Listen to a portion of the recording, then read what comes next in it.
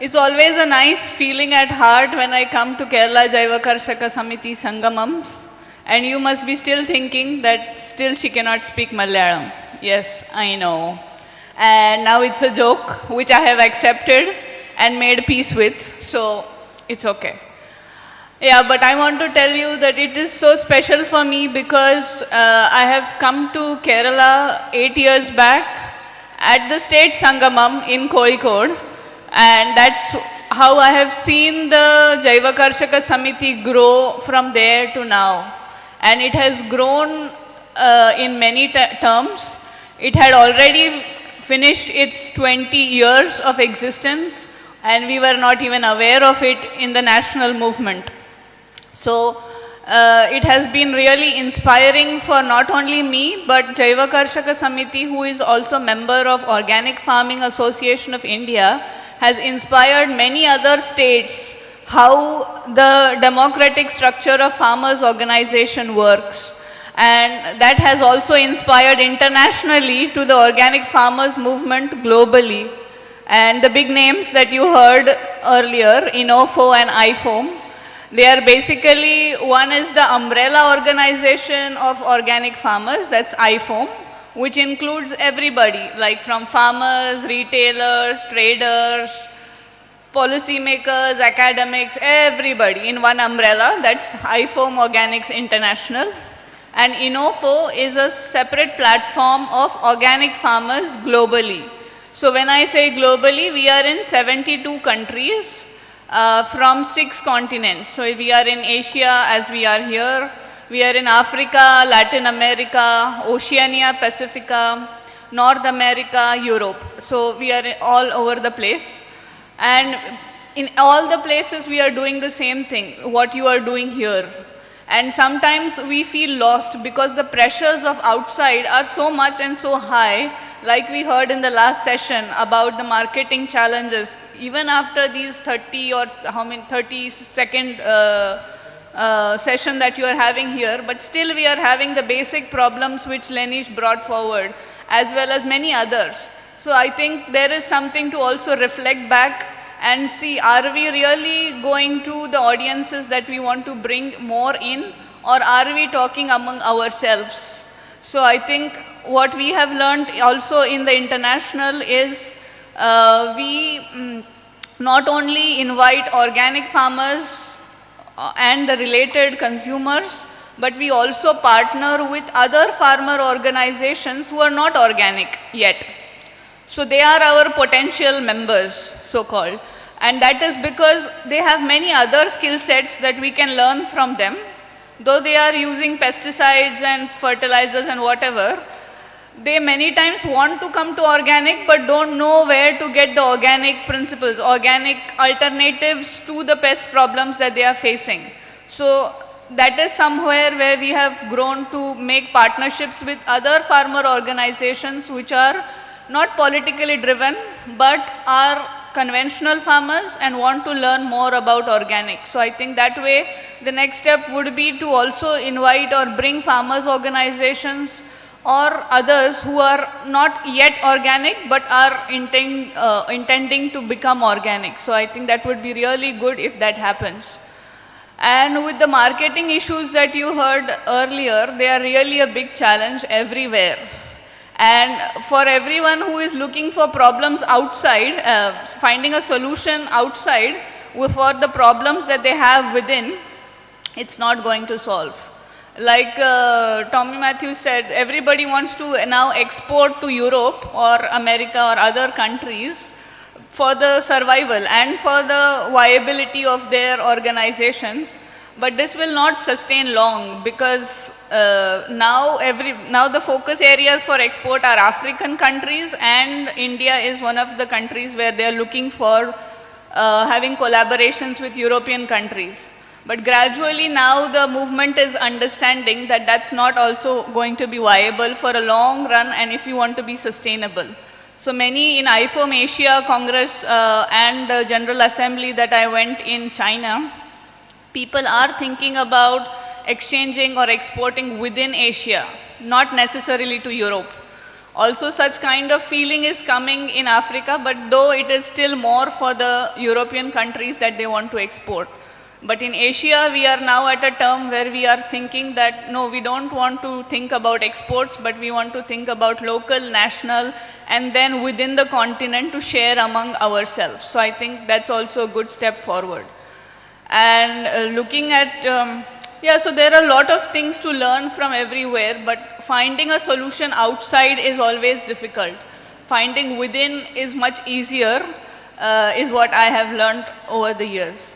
So in all these forums, locally, nationally, and internationally, we are trying to tell the others in the value chain, like we saw Sridevi Lakshmikuti speak today, that we should not look down upon to retailers, which is so true. We need everybody in the value chain. And we say that to retailers because farmers have been suppressed for many long years, and that's why we want to now suppress others, but that's not necessarily needed. We can actually be an eye to eye with all the stakeholders in the value chain. And that's what we promote and advocate in Innofo, that you should involve organic farmers in policy making from the beginning. If it's a project, you should involve farmers from the beginning of its design and not just call them as beneficiaries to take some money out of some project. So this is a long-going struggle and journey which many people are now trying to understand, and it feels like an eye-opener for them when I speak to them. But it's a very normal thing. We are just asking an eye-to-eye level, looking to organic farmers. So this is the movement that we are building within Innofo. Now I can see that here happening already in Kerala Jaiva Karshaka Samiti. In O5 we are trying to build it in different states, but it's a gradual process. And also not only restrict to projects, because projects have a limited time cycle. It has a start and a finish, and then it's not sustainable. So we try to see how we can bring a balance of sustainability between projects as well as our voluntary time and efforts that we give, as it is in Jaiva Karshaka Samiti, so that we maintain the balance and still keep it sustainable. So locally, nationally, and internationally, we try to build this movement of eye-to-eye level for farmers, and hopefully we'll find a solution among ourselves when we exchange knowledge between each other. So thank you very much for giving me this opportunity, and I hope all best wishes for all the next upcoming Sangamams. Thank you so much. The Innofo എന്ന് പറഞ്ഞ intercontinental network of organic farmers ഓർഗനൈസേഷനാണ്. അന്താരാഷ്ട്ര തലത്തിൽ നമ്മളെപ്പോലെയുള്ള ജൈവ കർഷകരുടെ ഒരു അന്തർദേശീയ കൂട്ടായ്മയാണ്. അതൊരു അംബ്രല്ല ഓർഗനൈസേഷൻ എന്ന് പറഞ്ഞിട്ടുള്ള IFOAM, international federation of organic agriculture movement. അതിൽ കർഷകർ മാത്രമല്ല, ട്രേഡേഴ്സും അതുപോലെ തന്നെ കർഷകരും കർഷക സംഘടനകളും NGOകളും സയൻറ്റിസ്റ്റും എല്ലാം അടങ്ങിയൊരു അംബ്രല്ല ഓർഗനൈസേഷനാണ്. അപ്പോൾ അതിൻ്റെ ഭാഗമായിട്ടാണ്. അപ്പോൾ അതിനകത്ത് ഇന്നോഫോയ്ക്കും അകത്തും ജൈവ കർഷക സമിതി, അതല്ല organic farming association of India മെമ്പറാണ്. അതായത് പ്രാദേശികമായിട്ടും ദേശീയമായിട്ടും അന്തർദേശീയമായിട്ട് ഈ നെറ്റ്വർക്കുകളെല്ലാം ഒന്നിച്ചു നിൽക്കുന്നതാണ്. നമ്മൾ ഈ അഭിമുഖീകരിക്കുന്ന പ്രശ്നങ്ങളെല്ലാം അന്താരാഷ്ട്ര തലത്തിലും അഭിമുഖീകരിക്കുന്നുണ്ട്. പ്രത്യേകിച്ച് ഇന്ന് നടന്ന വിപണനവുമായി ബന്ധപ്പെട്ട ചർച്ചകൾ, നമ്മൾ യൂറോപ്പിനെ കേന്ദ്രീകരിച്ചുകൊണ്ടുള്ളൊരു വിപണന സംവിധാനത്തെക്കുറിച്ച് ആലോചിക്കുന്നത് വലിയ കാലത്തേക്ക് അത് സസ്റ്റൈനബിൾ ആയിരിക്കില്ല. കാരണം ആഫ്രിക്കൻ രാജ്യങ്ങളും ഇപ്പോൾ ഇന്ത്യ ആണെങ്കിൽ ഈ ഏഷ്യക്കകത്ത് തന്നെ ചൈനയിൽ നടന്ന കഴിഞ്ഞ ഇൻ്റർനാഷണൽ അസംബ്ലിയിൽ ഏഷ്യക്കകത്ത് തന്നെയുള്ള ഒരു എക്സ്പോർട്ടിങ് ഇമ്പോർട്ടിങ്ങിനെ കുറിച്ചുള്ള ചിന്തകൾ ഉടലെടുത്തിട്ടുണ്ട്. അപ്പോൾ അതുകൊണ്ട് തന്നെ നമ്മളിലകത്തുള്ള വിപണനവുമായി ബന്ധപ്പെട്ട സാധ്യതകളെ നമ്മൾ അന്വേഷിക്കുകയും നമുക്ക് ആവശ്യമായിട്ടുള്ള നമ്മുടെ ഈ മൂവ്മെൻറ്റിന്, പ്രത്യേകിച്ച് വിപണിയുമായി ബന്ധപ്പെട്ടാണ്, കർഷകരുടെ മറ്റു പ്രശ്നങ്ങളുമായി ബന്ധപ്പെട്ടാണെങ്കിൽ എല്ലാറ്റിനും നമ്മൾ തന്നെ നമ്മളുടെ ഉള്ളിൽ നിന്ന് തന്നെ പ്രശ്നങ്ങൾക്ക് പരിഹാരം കാണുന്നതായിരിക്കും നല്ലത് എന്നാണ് അതിൻ്റെ ഒരു രത്നച്ചുരുക്കം. പിന്നെ എല്ലാവിധ ആശംസകളും, പ്രത്യേകിച്ച് ജൈവ കർഷക സമിതി ഒരു സന്നദ്ധ സംഘടന എന്നുള്ള രീതിയിൽ കേരളത്തിൽ മാത്രമല്ല ദേശീയ തലത്തിലും അന്തർദേശീയ തലത്തിലും എല്ലാം വലിയൊരു മാതൃകയാണ്. അതുമാത്രമല്ല, ഈ ഒരു വളണ്ടറി, അതായത് സന്നദ്ധ പ്രസ്ഥാനം അതൊരു സുസ്ഥിര സംവിധാനമാണ്. അപ്പോൾ പ്രൊജക്റ്റ് ബേസ്ഡ് ആയിട്ടുള്ള ഒരുപാട് വർക്കുകൾ നടക്കുന്നുണ്ടെങ്കിലും ആ ഫണ്ട് കഴിയുന്നതോടുകൂടി അത് തീരും. അതുകൊണ്ട് തന്നെ സന്നദ്ധ സംഘടനാ സംവിധാനവും അതേസമയം പ്രൊജക്റ്റ് ബേസ്ഡ് ആയിട്ടുള്ള സംവിധാനങ്ങൾ നമ്മൾ ആശ്രയിക്കുകയും ചെയ്യുന്ന ഒരു രണ്ടിനെയും കോർത്തിണക്കിക്കൊണ്ടുള്ള മുന്നോട്ട് പോക്കാണ് നമുക്ക് ആവശ്യം കൂടിയാണ്. വേറൊരു പോയിന്റ് ഇത്രയാണ്. പ്രിയ കർഷകരെ, ജൈവ കർഷക പ്രവർത്തകരെ, അവിചാരിതമായിട്ടാണ് ഞാൻ ഇവിടെ പ്രഭാഷണം ചെയ്യേണ്ടി വരുന്നത്. എൻ്റെ മലയാളം അല്പം മോശമാണ്, കാരണം ഞാൻ 40 വർഷമായിട്ട് ഛത്തീസ്ഗഡ് മധ്യപ്രദേശിൽ ആണ്. അപ്പോൾ വായനയും ചിന്തയും സംവാദങ്ങളും ഒക്കെ ഹിന്ദിയിലോ ഛത്തീസ്ഗഡിയിലോ ഇംഗ്ലീഷിലോ ആയതുകൊണ്ട് എൻ്റെ ഭാഷയും അല്പം മോശമാണ്. അപ്പോൾ ഞാൻ നിങ്ങൾ അനുവദിക്കുകയാണെങ്കിൽ ഞാൻ ഇംഗ്ലീഷിലോ ഹിന്ദിയിലോ മലയാളം മോശമായെങ്കിൽ കുഴപ്പമില്ല. അപ്പോൾ ഞാൻ പ്രവർത്തിക്കുന്നത് നാടൻ വിത്തുകളെയും നാടൻ അറിവുകളെയും സംരക്ഷിക്കുക എന്നുള്ള മുഖ്യമായ ഒരു പ്രവർത്തന മേഖലയിലാണ്. കൃഷി തുടങ്ങുന്നത് വിത്തുകളെ കർഷകരും ആദിവാസികളും കർഷക സമുദായങ്ങളും തിരഞ്ഞെടുപ്പിലൂടെ വിവിധ ഇനങ്ങളായിട്ട് മാറ്റി അത് ഏത് നിലത്തിൽ ഏത് വിത്ത് വേണം, ഏത് കാലത്തിൽ ഏത് വിത്ത് വേണം, എങ്ങനെ ചെയ്യണം എന്നുള്ള എല്ലാ അറിവുകളും സാന്ദ്രമാക്കിയ ഒരു വസ്തുവാണ് വിത്ത്. വിത്ത് അറിവുകളുടെ ഒരു സങ്കരമാണ്. അതുകൂടാതെ അറിയാത്തതും പലതും വിത്തുകളിലുണ്ട്. നമ്മുടെ മണ്ണിലുള്ള ബയോം, മൈക്കോറിസ, ബാക്ടീരിയ, ഫംഗൈ, ഇതിൻ്റെ എല്ലാം അറിവുകളും ആ വിത്തുകൾ സമാഹിതമാണ്.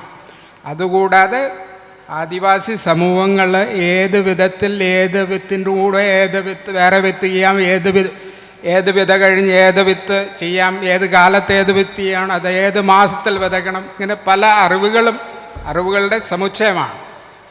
അപ്പോൾ വിത്ത് സംരക്ഷണം എന്ന് പറയുന്നത്, തനതായ ദേശീയ വിത്തുകൾ സംരക്ഷിക്കുന്നു എന്ന് പറയുന്നത് നമ്മുടെ അറിവുകളെയും അറിവിൻ്റെ വ്യവസ്ഥയും ഭക്ഷണ വ്യവസ്ഥയും നമ്മുടെ മൂല്യങ്ങളെയും ചേർത്തുള്ളതാണ്.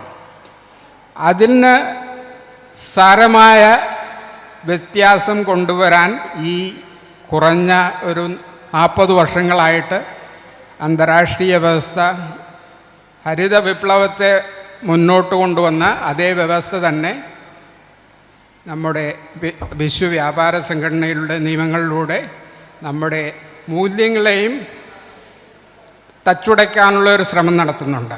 അതിനുള്ള നിയമനിർമ്മാണങ്ങളും നമ്മുടെ രാജ്യത്തെത്തിയിട്ടുണ്ട്. WTOയുടെ ട്രിപ്സ് ലോയുടെ അടിസ്ഥാനപ്പെടുത്തിക്കൊണ്ടാണ് നമ്മുടെ ഇന്ത്യയിൽ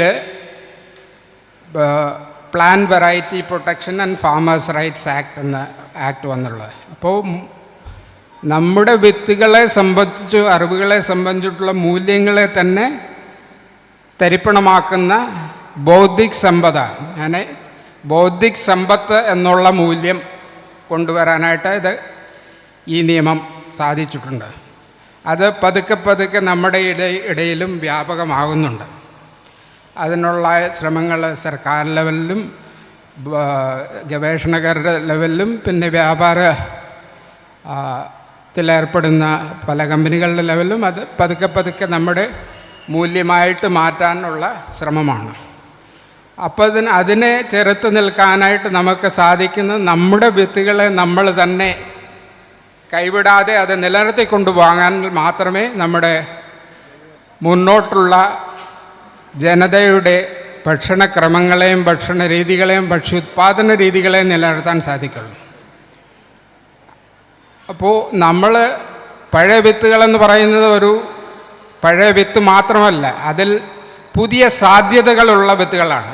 ഇപ്പം മാറി വരുന്ന കാലാവസ്ഥയ്ക്കനുസരിച്ച് അത് പുതിയ വിത്തുകൾ നിർമ്മിക്കണമെങ്കിൽ അത് ആദിവാസികളും കർഷകരും തന്നെ അത് ചെയ്യണമെന്നുണ്ടെങ്കിൽ ആ പഴയ വിത്തുകളുടെ ആവശ്യകതയുണ്ട്. അതിനെക്കുറിച്ചുള്ള അറിവുകളുടെ, അതിൻ്റെ കൃഷി രീതികളെക്കുറിച്ചുള്ള അറിവുകളുടെ ആവശ്യങ്ങളുണ്ട്.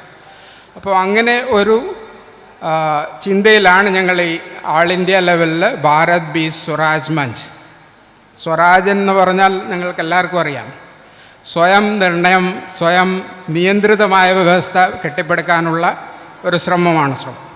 ഇപ്പോൾ കൃഷിയിൽ സ്വരാജ് സ്ഥാപിക്കുക എന്നുള്ള ഉദ്ദേശത്തോടാണ് നമ്മുടെ പഴയ വിത്തുകളെയും പഴയ അറിവുകളെയും പഴയ വ്യവസ്ഥകളെയും പഴയ മൂല്യങ്ങളെയും നിലനിർത്തിക്കൊണ്ടുപോകാനാണ് ഈ അന്തർരാഷ്ട്രീയ ലെവലിൽ ഞങ്ങൾ ഭാരത് ബീജ് സ്വരാജ് മഞ്ച് എന്നുള്ള സ്ഥാനീയ വിത്തുകളെ, ദേശീയ ലോക്കൽ സീഡ്സിനെ മാത്രം സംരക്ഷിക്കുകയും അത് പ്രൊമോട്ട് ചെയ്യുകയും ചെയ്യുന്ന ഒരു നെറ്റ്വർക്കാണ്.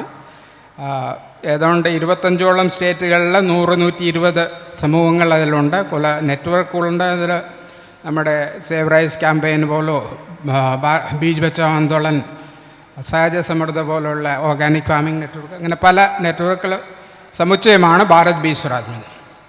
അത് നിങ്ങളുടെ ജൈവകർഷിക സമിതിയെപ്പോലെ ഒരു മെമ്പർഷിപ്പ് അടിസ്ഥാനമായിട്ടുള്ള ഓർഗനൈസേഷനിലല്ല,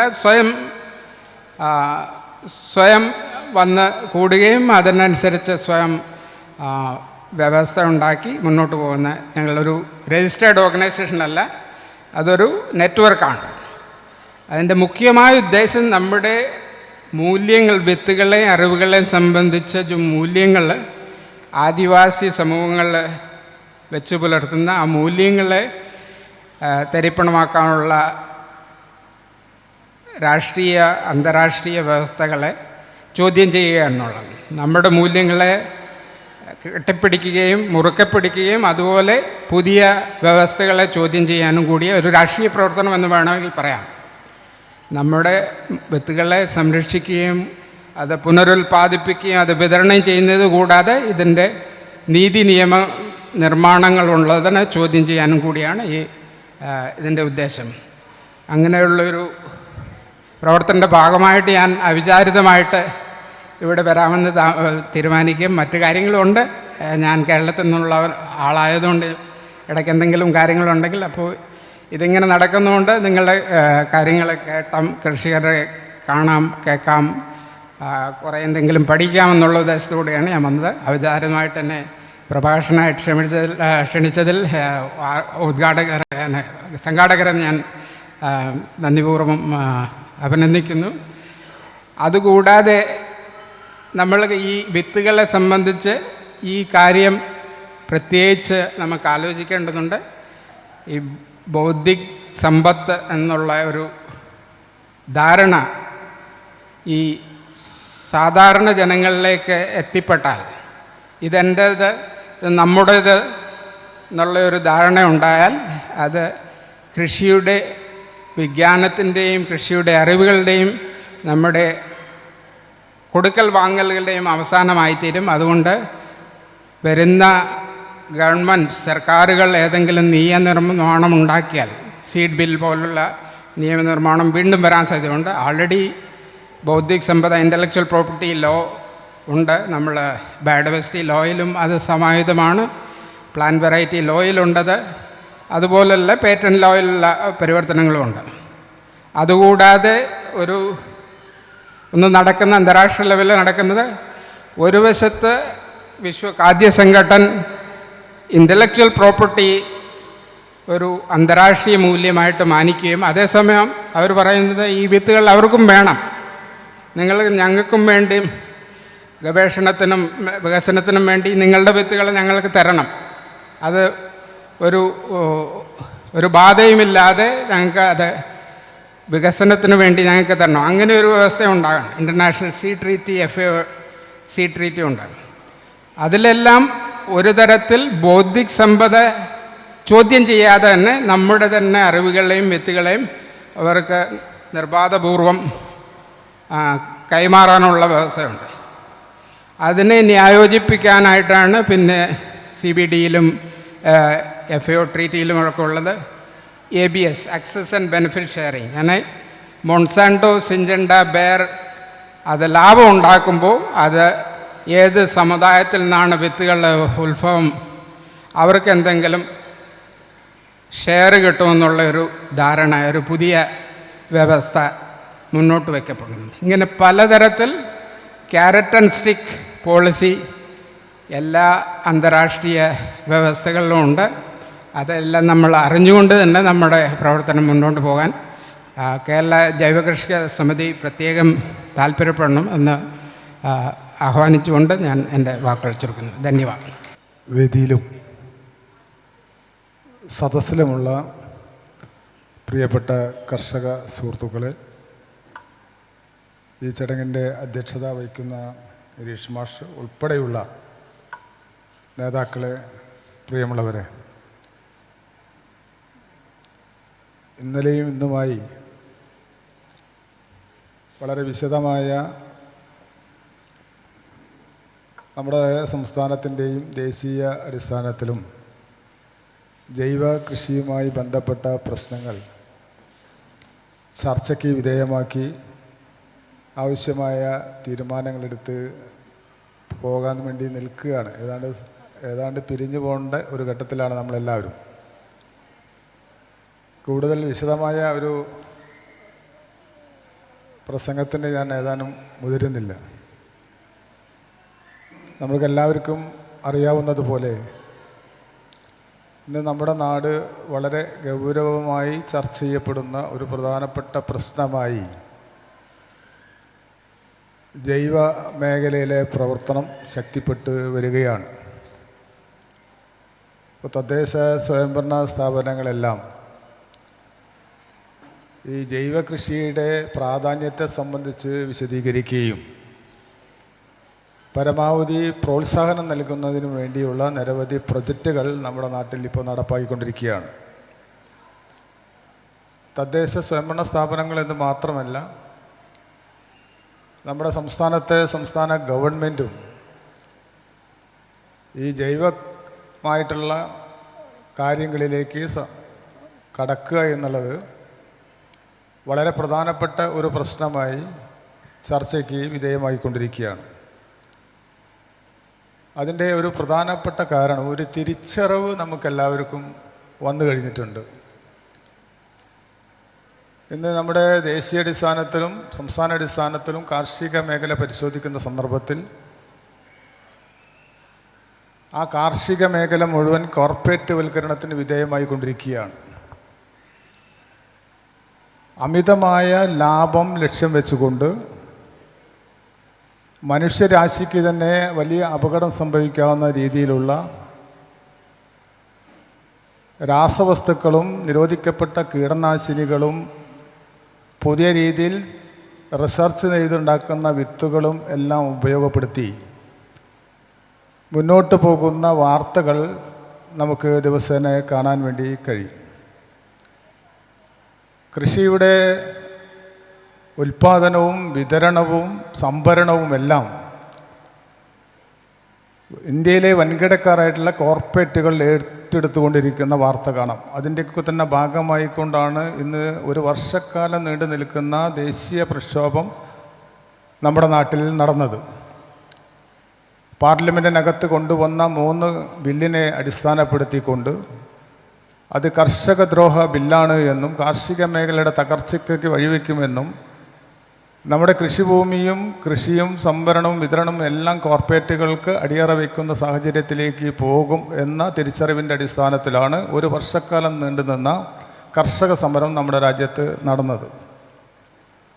എന്ന് പറഞ്ഞാൽ കോർപ്പറേറ്റുകളെ സംബന്ധിച്ചിടത്തോളം രാജ്യത്തെ ജനങ്ങളുടെ ആരോഗ്യത്തെ സംബന്ധിച്ച് അവർക്കൊരു പ്രശ്നമില്ല.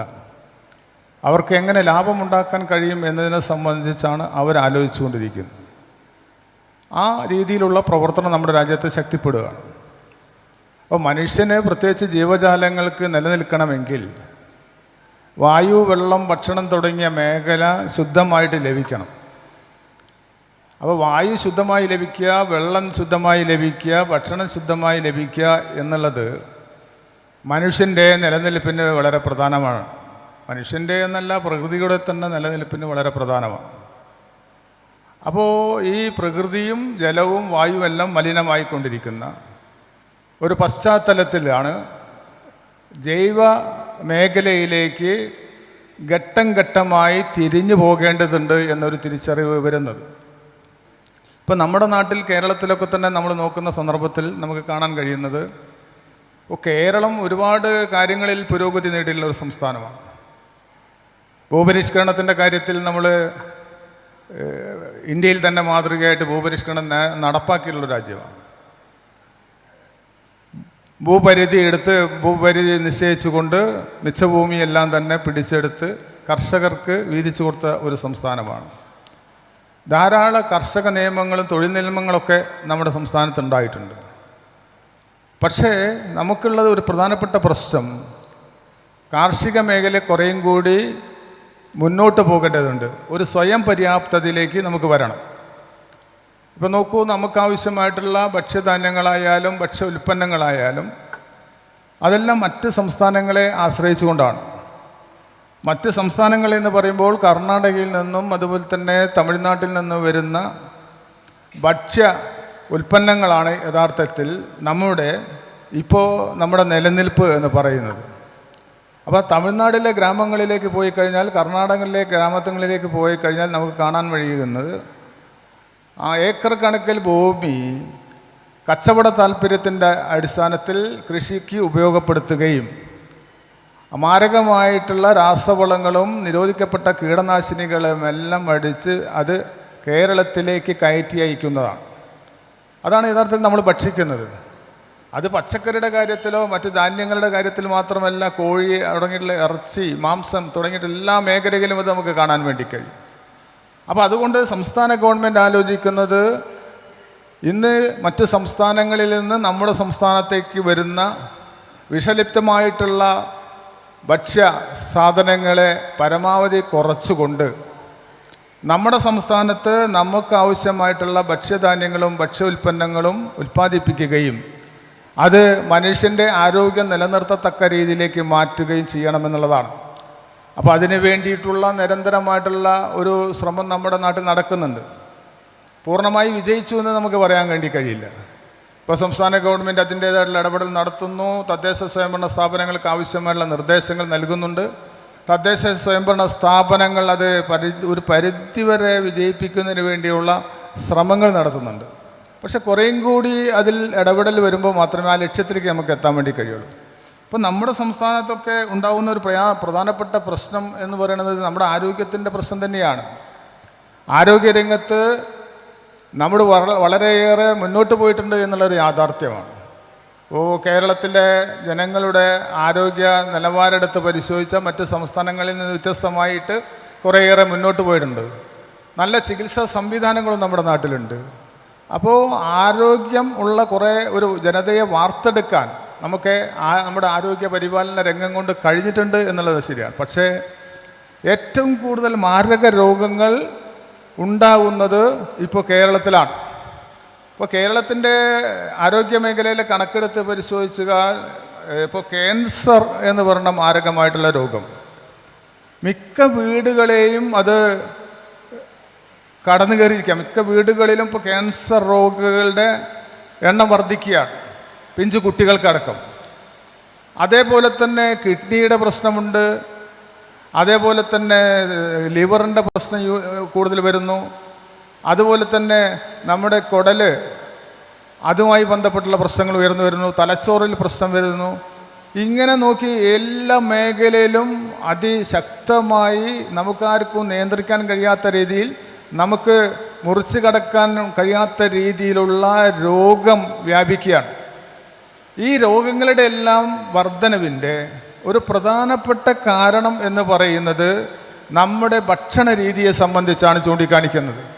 ഇപ്പോൾ ക്യാൻസർ, അതുപോലെ തന്നെ കിഡ്നി, അതുപോലുള്ള മറ്റു കാര്യങ്ങൾ മാത്രമല്ല, ഇപ്പോൾ ചെറിയ കുട്ടികൾക്ക് പോലും ജീവിതശൈലി രോഗങ്ങൾ വർദ്ധിക്കുകയാണ്. ഇപ്പോൾ പ്രമേയം, അതുപോലെ തന്നെ കൊളസ്ട്രോള്, ബ്ലഡ് പ്രഷർ, അതുപോലെ തന്നെ തൈറോയിഡ് തുടങ്ങിയിട്ടുള്ള ജീവിതശൈലി രോഗങ്ങൾ ജീവിതശൈലി രോഗങ്ങളില്ലാത്ത ഒരു മനുഷ്യനെ പോലും നമുക്ക് കാണാൻ വേണ്ടി കഴിയുന്നില്ല. ആ ജീവിതശൈലി രോഗങ്ങൾ വർദ്ധിക്കുമ്പോൾ സ്വാഭാവികമായിട്ടും ഇത്തരം രോഗങ്ങളും വർദ്ധിക്കാൻ സാധ്യതയുണ്ട്. അപ്പോൾ ഇതിൻ്റെയൊക്കെ തന്നെ അടിസ്ഥാനം എന്ന് പറയുന്നത് നമ്മുടെ ആരോഗ്യ വകുപ്പിൻ്റെ ഗവേഷണത്തിൽ നിന്ന് മനസ്സിലാക്കാൻ കഴിയുന്നത് നമ്മുടെ ഭക്ഷണ രീതിയിൽ വന്നിട്ടുള്ള മാറ്റമാണ്. ഭക്ഷണ രീതിയിൽ എന്ന് പറഞ്ഞാൽ നമ്മളിപ്പോൾ പച്ചക്കറി കഴിക്കുകയാണ്, ഡോക്ടർ പറയുന്നു പച്ചക്കറി നന്നായിട്ട് കഴിക്കാൻ പറയും. പക്ഷേ പച്ചക്കറി കഴിക്കുക എന്ന് പറഞ്ഞാൽ മാർക്കറ്റിൽ വരുന്ന പച്ചക്കറിയാണ് കഴിക്കുന്നത്. അപ്പോൾ മാർക്കറ്റിൽ വരുന്ന പച്ചക്കറി കഴിക്കുന്നതിൻ്റെ ഭാഗമായിക്കൊണ്ട് നിരോധിക്കപ്പെട്ട വിഷാംശങ്ങൾ നമ്മുടെ ശരീരത്തിലേക്ക് വരികയും നമ്മുടെ ശരീരത്തിന് താങ്ങാൻ കഴിയാത്തതിലപ്പുറം രാസപ്രയോഗങ്ങളുടെ ഭാഗമായിക്കൊണ്ട് നമ്മുടെ അവയവങ്ങൾക്ക് വലിയ രീതിയിൽ കേടുവരുന്നു എന്നുള്ളതാണ്. അപ്പോൾ അത് പച്ചക്കറിയിൽ മാത്രമല്ല, അരിയിൽ, കടല, ചെറുപയർ തുടങ്ങിയിട്ടുള്ള എല്ലാ മേഖലയിലും അത് വരികയാണ്. ഇനി മാംസം കഴിക്കുകയാണ്. ഇപ്പോൾ നമ്മുടെ വീട്ടിലെ കുട്ടികൾക്കൊക്കെ തന്നെ ഏറ്റവും പ്രധാനമായിട്ട് ആവശ്യമുള്ളതാണ് ചിക്കൻ എന്ന് പറയുന്നത്. ചിക്കനൊക്കെ പറയുന്നത് നാമക്കലിൽ നിന്ന് വരുന്ന സാധനമാണ്. ആ നാമക്കലിൽ നിന്നും കർണാടകയിൽ നിന്ന് വരുന്ന ചിക്കന് ആൻറ്റിബയോട്ടിക് അടക്കം കൊടുത്ത് അവർക്ക് നിശ്ചിത രീതിയിൽ തൂക്കം വർദ്ധിപ്പിച്ച് നൽകുന്ന സാധനമാണ് ഈ ചിക്കൻ എന്ന് പറയുന്നത് നമ്മുടെ നാട്ടിൽ വരുന്നത്. അതാണ് നമ്മളെ കുട്ടിക്ക് ഏറ്റവും ആവശ്യമായിട്ടുള്ള സാധനം. ഇപ്പോൾ എൻ്റെ വീട്ടിലൊന്നും പച്ചക്കറി എന്ന് പറഞ്ഞ സാധനം കുട്ടികൾക്ക് ഇഷ്ടമല്ല, അവർ ചിക്കനാണ് കഴിക്കുന്നത്. ഈ ചിക്കൻ എന്ന് പറയുന്നത് ഈ രീതിയിൽ വളർത്തിക്കൊണ്ടുവരുന്നതാണ്. വിൽപ്പനയ്ക്ക് വേണ്ടി, കച്ചവടത്തിന് വേണ്ടി മാത്രം ഉൽപ്പാദിപ്പിക്കപ്പെട്ടതും അതെല്ലാം വിറ്റ് ചെലവഴിക്കാൻ കഴിയാവുന്ന ഒരു മാർക്കറ്റായി കേരളത്തെ മാറ്റാൻ കഴിഞ്ഞതുമാണ് യഥാർത്ഥത്തിൽ ഈ ചിക്കനിലും അതുമായിട്ടുള്ള വ്യാപാരത്തിൻ്റെയൊക്കെ അടിസ്ഥാന പ്രശ്നങ്ങൾ പറഞ്ഞു. അപ്പോൾ മാംസത്തിൻ്റെ കാര്യമായാലും പച്ചക്കറിയുടെ കാര്യമായാലും ധാന്യത്തിൻ്റെ കാര്യമായാലും ഇതാണ് നമ്മൾ ഇന്ന് ഭക്ഷിച്ചു കൊണ്ടിരിക്കുന്നത്. ഇതിൻ്റെ ഭാഗമായിട്ട് ഒരുപാട് മാരക രോഗങ്ങൾക്ക് ഏറ്റവും ഉന്നതിയിൽ പോയ ഒരു സംസ്ഥാനം എന്ന് അവകാശപ്പെടുന്ന കേരളത്തിൽ പോലും ഇത് സംഭവിച്ചു കൊണ്ടിരിക്കുന്നു എന്ന് ആരോഗ്യവകുപ്പ് തന്നെ കണ്ടെത്തിയിരിക്കുന്നു. ഇതിന് പരിഹാരം എന്താണ് എന്നുള്ളതാണ് നമ്മുടെ മുന്നിലുള്ള ഏറ്റവും പ്രധാനപ്പെട്ട പ്രശ്നം. ഇതിന് പരിഹാരം എന്നുള്ളത് നമ്മൾ ഓരോരുത്തരെയും കൃഷിയിലേക്ക് ഇറക്കുക. അതാണ് സംസ്ഥാന ഗവൺമെൻറ് ഒരു വീട്ടിൽ ഒരു പച്ചക്കറി തോട്ടം ഉണ്ടാവണം, ഒരു വീട്ടിൽ ഒരു 2 വഴുതനയെങ്കിലും 2 പച്ചമുളകെങ്കിലും 2 തക്കാളി തൈകളെങ്കിലും നടണം. അതിനാവശ്യമായിട്ടുള്ള പ്രവർത്തനങ്ങളാണ് നടത്താൻ വേണ്ടി തീരുമാനിച്ചത്. തദ്ദേശ സ്വയംഭരണ സ്ഥാപനങ്ങൾ അങ്ങനെ ഏറ്റെടുത്തു. ജൈവ പച്ചക്കൃഷിക്ക് വേണ്ടിയിട്ട് പ്രൊജക്റ്റുകൾ തയ്യാറാക്കി. ആ പ്രൊജക്റ്റുകളൊക്കെ ആ രീതിയിൽ നടപ്പാക്കിക്കൊണ്ട് വരുന്നുണ്ട്. അപ്പോൾ ഇങ്ങനെ നമ്മുടെ ഓരോ വീടുകളിലും ജൈവ കൃഷിയുമായി ബന്ധപ്പെട്ട ഒരു പ്രവർത്തനത്തിലേക്ക് ഏർപ്പെടണം. പക്ഷെ ഒരു പ്രശ്നം എന്താണ് പറഞ്ഞു കഴിഞ്ഞാൽ, ഈ ജൈവ കൃഷിയിലേക്ക് നമുക്ക് പോകുന്ന സന്ദർഭത്തിൽ നാം ഉദ്ദേശിച്ച രീതിയിൽ വിളവെടുക്കാൻ വേണ്ടി കഴിയുന്നില്ല. ഇപ്പോൾ ഉദാഹരണത്തിന് ഒരു കയ്പ വിത്ത് നട്ട് കഴിഞ്ഞാൽ ആ കയ്പ വിത്ത് കായായി വരുമ്പോൾ തന്നെ കേടുവന്ന് പോവുകയാണ്. അപ്പോൾ സ്വാഭാവികമായിട്ടും മരുന്നടിക്കേണ്ടത് വരികയാണ്. നമ്മുടെ മണ്ണ്, നമ്മുടെ പ്രകൃതി മലിനമായിരിക്കുന്നു എന്നാണ്. രാസവള പ്രയോഗത്തിൻ്റെയും കീടനാശിനി പ്രയോഗത്തിൻ്റെയും ഭാഗമായി ഞാൻ ചവിട്ടി നിൽക്കുന്ന മണ്ണ് മുഴുവൻ മലിനമായിരിക്കുന്നു എന്ന ഒരു വസ്തുത കൂടി ഇതിനകത്ത് നിലനിൽക്കുന്നുണ്ട്. അപ്പോൾ അതൊക്കെ ഘട്ടം ഘട്ടമായിട്ടേ നമുക്ക് മാറ്റിയെടുക്കാൻ വേണ്ടി കഴിയും. അപ്പോൾ ജൈവ കൃഷി പ്രോത്സാഹിപ്പിക്കുക, ഓരോ വീട്ടിലും നമ്മളുടെ കൃഷി വികസിപ്പിക്കുന്നതിന് വേണ്ടിയുള്ള പ്രവർത്തനങ്ങൾ നടത്തുക, അങ്ങനെ ആരോഗ്യമുള്ള ഒരു ജനതയെ വാർത്തെടുക്കുക എന്നുള്ള പ്രവർത്തനം ഇന്ന് കേരളത്തിൽ അങ്ങോളം ഇങ്ങോളം ചർച്ചയായിക്കൊണ്ടിരിക്കുന്നു, വാർത്തയായിക്കൊണ്ടിരിക്കുന്നു, പ്രവർത്തനം നടന്നുകൊണ്ടിരിക്കുന്നു എന്നുള്ളതാണ് വസ്തുത. അപ്പോൾ അതിനൊക്കെ തന്നെ സഹായകരമായ രീതിയിൽ നമ്മുടെ ഈ സമ്മേളനത്തിന് മാറാൻ കഴിയട്ടെ എന്നാണ് സൂചിപ്പിക്കാനുള്ളത്. ഇതൊരു സമ്മേളനത്തിൽ മാത്രം ഒതുക്കി നിർത്താതെ പ്രാദേശികമായിട്ടുള്ള ധാരാളം ക്യാമ്പയിനുകൾ നമ്മുടെ ഇപ്പോൾ ഇവിടെ ഇരിക്കുന്നത് ഈ രംഗത്തൊക്കെ തന്നെ ഒരുപാട് അറിവുകൾ സമ്പാദിച്ചിട്ടുള്ള, അനുഭവത്തിൻ്റെ അടിസ്ഥാനത്തിൽ, പഠനത്തിൻ്റെ അടിസ്ഥാനത്തിൽ ഈ മേഖലയിലൊക്കെ തന്നെ ധാരാളം അറിവ് സമ്പാദിച്ചിട്ടുള്ള നേതാക്കന്മാരാണ് ഈ സംസ്ഥാന സമ്മേളനത്തിൽ പങ്കെടുക്കുന്നത്. അപ്പോൾ നമ്മുടെ അറിവുകളെ, നമ്മളെ കഴിവുകളെ പരമാവധി സാധാരണ ജനങ്ങളിലേക്ക് എത്തിക്കാൻ, സാധാരണ മനുഷ്യരിൽ എത്തിക്കാൻ ആവശ്യമായിട്ടുള്ള പ്രവർത്തനങ്ങൾക്ക് സഹായകരമായ രീതിയിൽ ഈ സമ്മേളനങ്ങളൊക്കെ തന്നെ മാറണം. അതിനുവേണ്ടി നിങ്ങളെല്ലാവരും തയ്യാറാവണം. ഞങ്ങളെപ്പോലെയുള്ള തദ്ദേശ സ്വയംഭരണ സ്ഥാപനത്തിൻ്റെ രംഗത്ത് പ്രവർത്തിക്കുന്ന സാധാരണക്കാരായിട്ടുള്ള ഞങ്ങളെപ്പോലുള്ള ആളുകളൊക്കെ തന്നെ ഈ ജൈവ കൃഷി പ്രോത്സാഹിപ്പിക്കുന്നതിന് വേണ്ടിയുള്ള ധാരാളം പദ്ധതികൾ വെക്കാൻ തയ്യാറാണ്. അത് ഞങ്ങളിപ്പോൾ നടപ്പാക്കിക്കൊണ്ടിരിക്കേണ്ടത് കൂടുതൽ ആ മേഖലയിലേക്ക് ശ്രദ്ധ തിരിക്കും എന്നുകൂടി ഈ അവസരത്തിൽ ഓർമ്മിപ്പിച്ചുകൊണ്ട് കൂടുതൽ വിശദാംശങ്ങളിലേക്ക് കടക്കാതെ ഈ സംസ്ഥാന സമ്മേളനത്തിന് എല്ലാവിധ ആശംസകളും അർപ്പിച്ചുകൊണ്ട് ഞാൻ എൻ്റെ വാക്കുകൾ അവസാനിപ്പിക്കുന്നു. അഭിവാദ്യം. പ്രിയമുള്ളവരെ, എല്ലാവർക്കും നമസ്കാരം. 2 ദിവസമായി വളരെ വിശദമായിട്ടുള്ള ചർച്ചയും ക്ലാസ്സൊക്കെ കേട്ട് നിങ്ങൾ വളരെ ഈ വിഷയത്തിൽ നല്ല രീതിയിൽ അറിവ് നേടിയിരിക്കുകയാണ്. അപ്പം ഞങ്ങളെപ്പോലുള്ള ആളുകൾ എന്തെങ്കിലും പറയുന്നതിൽ അർത്ഥമില്ല. എന്തു തന്നെയായാലും ജൈവ കർഷക സമിതിയുടെ പ്രവർത്തനം 32 വർഷത്തിൻ്റെ ഉള്ളിലുണ്ടായ പ്രവർത്തനം വളരെയധികം നാടിന് ഗുണം ചെയ്തിട്ടുണ്ട്. പണ്ടൊന്നും ഇത്രയധികം ആളുകളൊന്നും ഞാൻ കണ്ടിട്ടില്ല. ഞാൻ എൻ്റെ പ്രിയപ്പെട്ട മാഷ് ചന്ദ്രൻ മാഷാണ് എനിക്ക് ഈ വിഷയത്തിൽ കൂടുതൽ അടുത്ത് ഇടപഴകാനുണ്ടായിട്ടുള്ള കാരണം. ഞാനൊരു കർഷകൻ തന്നെയാണ്. ഞാനൊരു കർഷക കുടുംബത്തിൽ ജനിച്ചു. വീട്ടിൽ അത്യാവശ്യം സാധനങ്ങൾക്കൊക്കെ തന്നെ ഞാൻ പച്ചക്കറികളൊക്കെ ഉണ്ടാക്കാറുണ്ട്, നെല്ലുണ്ട്, എല്ലാ കൃഷിയും ഞങ്ങൾക്കുണ്ട്. അപ്പോൾ അതിനൊക്കെ ഒരു വലിയ ഒരു പ്രോത്സാഹനം മാഷിൻ്റെ ഭാഗത്തു നിന്ന് ഞങ്ങൾക്ക് കിട്ടിയിട്ടുണ്ട്. അതുപോലെ ഇനി ബ്ലോക്ക് പഞ്ചായത്തിലും അതുപോലെ തന്നെ ഗ്രാമപഞ്ചായത്തിലൊക്കെ തന്നെ ജൈവ കർഷകർക്ക് ഗുണം ചെയ്യുന്ന രീതിയിലുള്ള പദ്ധതികളൊക്കെ വരണം. അതിനുള്ള ഇടപെടലുകൾ ഞങ്ങളുടെ ഭാഗത്തു നിന്ന് ഉണ്ടാകും. അതാണ് ഞങ്ങൾക്കൊക്കെ ചെയ്യാൻ പറ്റുന്ന ഒരു പ്രധാന കാര്യം. അതിനുള്ള പ്രോത്സാഹനം ഞങ്ങളുടെ ഭാഗത്തു നിന്ന് ഉണ്ടാകും. എന്തായാലും ഇത് വൻ വിജയമായിരുന്നു ഈ പരിപാടി. 2 ദിവസമായിട്ട് നടന്ന ഈ സമ്മേളനത്തിൽ എല്ലാവിധ ആശംസകളും നേർന്നുകൊണ്ട് അഭിവാദ്യം അർപ്പിക്കുന്നു. നമസ്കാരം. എല്ലാവർക്കും നമസ്കാരം.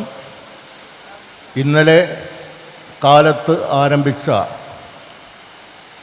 ജൈവ കർഷക സംസ്ഥാന സമ്മേളനം അതിൻ്റെ അവസാന ഘട്ടത്തിലേക്ക് കടന്നിരിക്കുകയാണ്. പുറത്ത് കോരിച്ചൊരിയുന്ന മഴ, പെട്ടെന്ന് ആർക്കും പോകാൻ പറ്റില്ല, എന്തായാലും ഇരുന്നേ പറ്റൂ. എന്തായാലും രാമകൃഷ്ണേട്ടൻ ഉദ്ഘാടനത്തിന് എത്തില്ല എന്ന് കരുതിയിരിക്കുമ്പോഴാണ് അവിചാരിതമായിട്ട് ബ്ലോക്ക് പ്രസിഡൻ്റായ രാമകൃഷ്ണനും ബ്ലോക്ക് മെമ്പറായ അനീഷും വേദിയിലേക്ക് കടന്നു വന്നത്. വളരെ സന്തോഷം. ഗവൺമെൻറ് തലത്തിൽ ജൈവ കൃഷിയുടെ കാര്യങ്ങൾ കൂടുതൽ ശ്രദ്ധയിൽപ്പെടുത്താൻ വേണ്ടി ഉള്ള ഒരു സംവിധാനം നമ്മളുടെ ഓരോ സംസ്ഥാന സമ്മേളനവും കഴിയുമ്പോൾ പ്രമേയം അവതരിപ്പിക്കും. പക്ഷെ കാര്യമായിട്ട് ഇതുവരെ അതൊന്നും നടപ്പിലായിട്ടില്ല. സംസ്ഥാന ഗവൺമെൻറ്റിന് ചെയ്യാൻ പറ്റും എന്നുള്ളതിന് ഒരു ഉത്തമ ഉദാഹരണം കുറച്ച് വർഷങ്ങൾക്ക് മുമ്പ് പാലിയേറ്റീവ് എന്നൊരു പ്രസ്ഥാനം മലപ്പുറം ജില്ലയിൽ, കോഴിക്കോട് എന്നീ കേന്ദ്രങ്ങളിലാണ് ആദ്യമായി ആരംഭിച്ചത്. ആ പാലിയേറ്റീവ് പ്രസ്ഥാനം ഗവൺമെൻറ്റിൻ്റെ ശ്രദ്ധയിൽപ്പെടുത്തുകയും എല്ലാ പഞ്ചായത്തിൻ്റെ അടിസ്ഥാനത്തിൽ അത് പരിരക്ഷ എന്ന രൂപത്തിൽ കിടപ്പിലായ രോഗികളെ വീട്ടിൽ പോയി ശുശ്രൂഷിക്കുന്ന സംവിധാനം സംസ്ഥാന തലത്തിലൊട്ടാകെ ഗവൺമെൻറ് നടപ്പിലാക്കി. അതേപോലെ ഈ ജൈവ കർഷകരെ സംരക്ഷിക്കാനും ജൈവ രീതിയിലുള്ള കൃഷിയെ പ്രോത്സാഹിപ്പിക്കാനും ഗവൺമെൻറ് തലത്തിൽ കഴിയും. അപ്പോൾ അതിനുള്ള ഇടപെടൽ ഇപ്പോൾ ഇവിടെ ബ്ലോക്ക് പ്രതിനിധികളുണ്ട്, അവരുടെ ശ്രദ്ധയിൽ പെടുത്തുകയാണ്. പൊന്നാനി ബ്ലോക്ക് പഞ്ചായത്തിൻ്റെ കീഴിലെങ്കിലും പ്രൊജക്റ്റുകൾ വയ്ക്കുമ്പോൾ ഇത്തരം ജൈവ കർഷകരെ പ്രോത്സാഹിപ്പിക്കാനും കൃഷികളെ പ്രോത്സാഹിപ്പിക്കുന്നതിനുള്ള പ്രൊജക്റ്റുകൾ വെക്കണം എന്നൊരു അഭ്യർത്ഥന കൂടി ഈ വേദിയിൽ അവരുടെ സാന്നിധ്യത്തിൽ അറിയിക്കുകയാണ്. പിന്നെ ഇപ്പോൾ ഇവിടെയുള്ളവരെല്ലാം ഒരു 50 വയസ്സിന് ചൂടെ മുകളിലുള്ള ആൾക്കാരാണ് ഇപ്പോൾ 2 ദിവസമായി നമ്മൾ സമ്മേളനത്തിൽ പങ്കെടുത്തിട്ടുള്ളത്. ഒരു ചെറുപ്പക്കാരെ ആകർഷിക്കുവാനുള്ള, അവർക്ക് മോട്ടിവേഷൻ കൊടുക്കാനുള്ള കാര്യങ്ങൾ എന്തെല്ലാം നമുക്ക് ചെയ്യാൻ പറ്റും എന്നതുകൂടി ഈ സംസ്ഥാന കമ്മിറ്റി ആലോചിക്കണം.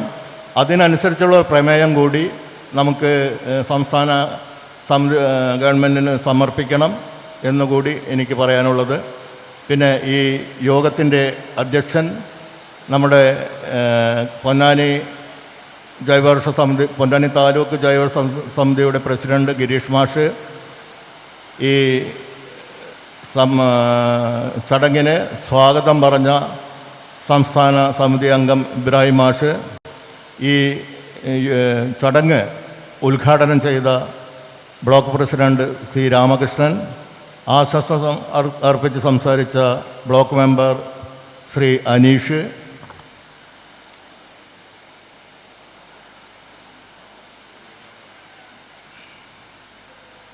മുഖ്യാതിഥിയായി നമ്മളോട് സംസാരിച്ച ശ്രീമതി ഷമിക മോനെ, ഛത്തീസ്ഗഡിൽ നിന്നും ഇത്രയും ദൂരത്തു നിന്നും ഈ സംസ്ഥാന സമ്മേളനത്തിൽ പങ്കെടുക്കാനെത്തിയ ശ്രീ ജേക്കബ്, അദ്ദേഹത്തിൻ്റെ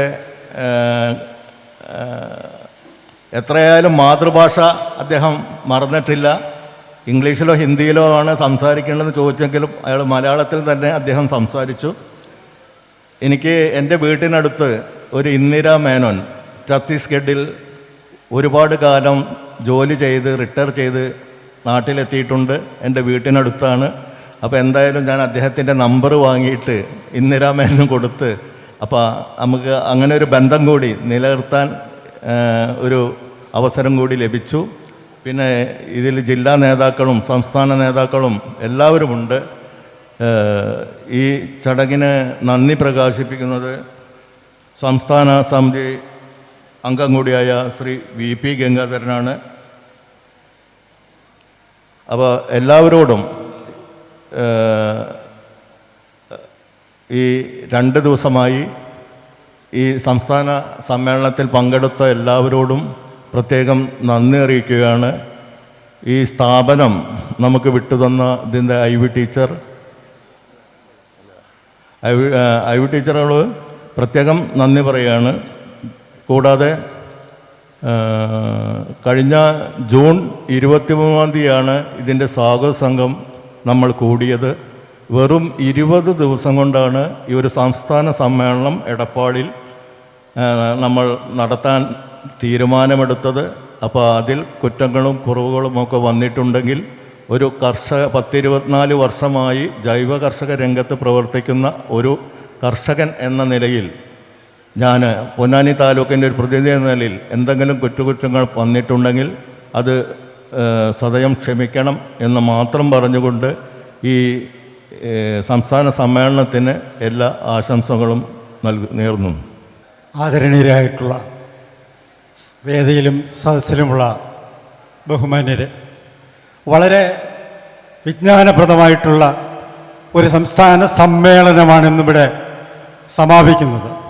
ഇതിനെക്കുറിച്ച് വിശകലനം ചെയ്യുമ്പോൾ ഇതിൻ്റെ സംഘാടകർക്ക് ആദ്യമായി അഭിനന്ദനത്തിൻ്റെ പൂച്ചെണ്ടുകൾ അർപ്പിച്ചുകൊണ്ട് ഈ സംവിധാനം സമൂഹത്തിന് എത്ര ഗുണകരമാണ് എന്ന് നമ്മൾ ഓരോരുത്തരും ചിന്തിക്കണം, അതിനെക്കുറിച്ച് ചർച്ച ചെയ്യണമെന്നാണ് എനിക്ക് പറയുവാനുള്ളത്. മറ്റു കാര്യങ്ങളിലേക്കൊന്നും തന്നെ ഈ വൈകിയ വേളയിൽ ഞാൻ ശ്രമിക്കുന്നില്ല. ഞാൻ കൊല്ലം ജില്ലയിൽ നിന്നാണ് വന്നിരിക്കുന്നത്, അതുകൊണ്ട് തന്നെ വളരെ സമയം അതിക്രമിച്ചിരിക്കുന്നു. അതുപോലെ അഖിലേന്ത്യാ സമ്മേളനത്തിൽ പങ്കെടുത്തിട്ടുണ്ട്. കഴിഞ്ഞ സംസ്ഥാന സമ്മേളനത്തിലും പങ്കെടുത്ത ആൾ എന്ന നിലയിൽ ഇതിൻ്റെ എല്ലാ പ്രവർത്തനങ്ങൾക്കും ആയിരം ആശംസകൾ അർപ്പിച്ചുകൊണ്ട് ഞാൻ എൻ്റെ വാക്കുകൾ ഉപസംഹരിക്കുന്നു. നിങ്ങൾക്ക് എൻ്റെ അഭിവാദനങ്ങൾ. ഹായ്, എനിക്ക് പേര് പറഞ്ഞ ആരെയും പറയാനറിയില്ല, സോറി. ഞാൻ ഫസ്റ്റ് ടൈമാണ് മീറ്റിങ്ങിൽ പങ്കെടുക്കുന്നത്. കൃഷിയോടും അല്ലെങ്കിൽ സസ്റ്റൈനബിൾ ലിവിങ്ങിനോടൊക്കെ ഭയങ്കര ആഭിമുഖ്യമുണ്ട്. ഞാൻ ബാംഗ്ലൂർ വർക്ക് ചെയ്യുന്ന ആളാണ്. ഇപ്പോൾ വർക്ക് ഫ്രം ഹോം ആയത് നാട്ടിലുണ്ട്. ഇത് ഭയങ്കര ഒരു ഇൻസ്പയറിങ്, കൂടുതൽ മോട്ടിവേറ്റിംഗ് ആയിട്ടുള്ളൊരു കാര്യമാണ്. അതിൽ നമ്മൾക്ക് മാർക്കറ്റും അല്ലെങ്കിൽ ഫാർമേഴ്സും തമ്മിലുള്ള ഗ്യാപ്പ് എപ്പോഴും ഞാൻ പവിത്രമായിട്ട് സംസാരിക്കുമ്പോൾ ഞാൻ ഡിസ്കസ് ചെയ്യാറുള്ള കാര്യങ്ങളാണ്. അപ്പോൾ സീനിയേഴ്സായിട്ടുള്ള ആൾക്കാരാണ് കൂടുതലും എല്ലാത്തിലും ഉള്ളത്. അപ്പോൾ അവരുടെ അനുഭവങ്ങൾ കേൾക്കുകയും ചെയ്തത് മോട്ടിവേഷണലാണ്. അപ്പോൾ എന്നെക്കൊണ്ട് എന്താണ് ഈ ആ ഗ്യാപ്പ് ഫില്ല് ചെയ്യാൻ പറ്റണേന്ന് ഞാൻ ഊർജിതമായിട്ട് ചിന്തിച്ചിട്ട് ഞാൻ ബിജു ചേട്ടനായിട്ട് കമ്മ്യൂണിക്കേറ്റ് ചെയ്ത് നെക്സ്റ്റ് ഇയറിനുള്ളിൽ എന്തെങ്കിലും പ്രാക്ടിക്കലായിട്ട് ചെയ്യാൻ പറ്റുമെന്ന് നോക്കുന്നതായിരിക്കും. ഇങ്ങനെ ഒരു വോളണ്ടറി ആയിട്ട് ഇത്രയും വർഷങ്ങൾ കൊണ്ട് നടക്കുക എന്ന് പറഞ്ഞത് ചില്ലറ കാര്യമല്ല. അപ്പോൾ അതിൻ്റെ പുറകിൽ പ്രവർത്തിച്ച എല്ലാവർക്കും ഭയങ്കരമായിട്ടുള്ള എൻ്റെ സ്നേഹം ഞാൻ ഷെയർ ചെയ്യാണ്. കാരണം ഇതുപോലെയുള്ള കുറേ ആൾക്കാരുള്ളതുകൊണ്ടാണ് നമ്മളിങ്ങനെ ജീവിതമായിട്ട് മുന്നോട്ട് പോകുന്നത്. അപ്പോൾ എല്ലാവർക്കും നന്ദി.